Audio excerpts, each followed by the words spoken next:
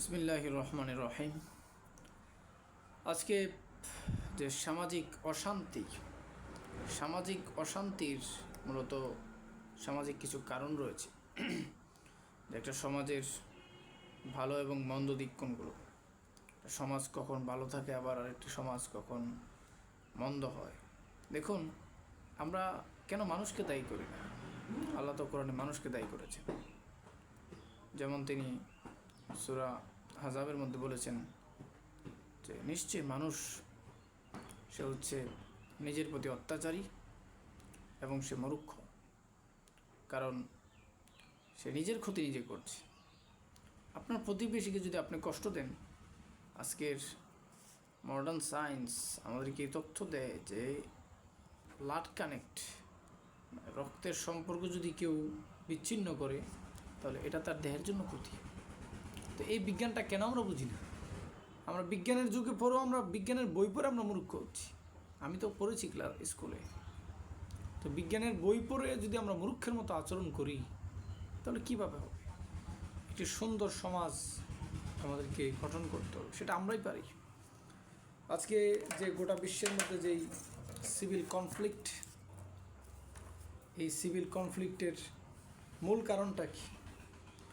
মূল কারণটা যদি আমরা এক কথায় একদম নোট করে ফেলি, সেটা হচ্ছে বৈষম্য বা ইনজাস্টিস।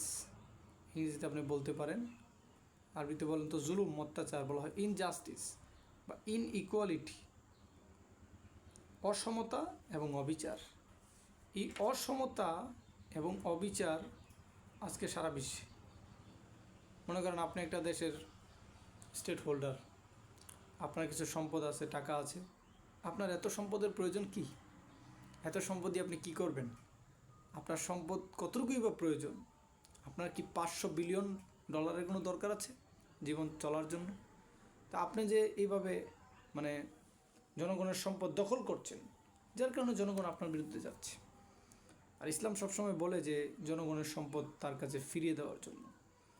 আপনি যদি অন্যায়ভাবে কারো এক বিঘত জায়গা দখল করেন, তাহলে আপনাকে কিয়ামতের দিন, বিচারের দিনে 7 পৃথিবীর নিচে দাবিয়ে দেওয়া হবে।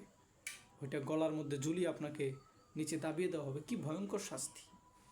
আজকে যে রিমান্ড বলা হয় বা পৃথিবীর যেই ভয়ঙ্কর কারাগারগুলো আমরা দেখেছি, যেমন এর মধ্যে আছে হলো আমেরিকার গুয়ান্তনামো বন্দি শিবির, তারপরে আছে হলো সিকট কারাগার, আর সম্প্রতি রাশিয়ার সিরিয়ার যেই সিদনায় কারাগারের ভয়াবহতা আমরা দেখেছি। মানুষ তো শাস্তি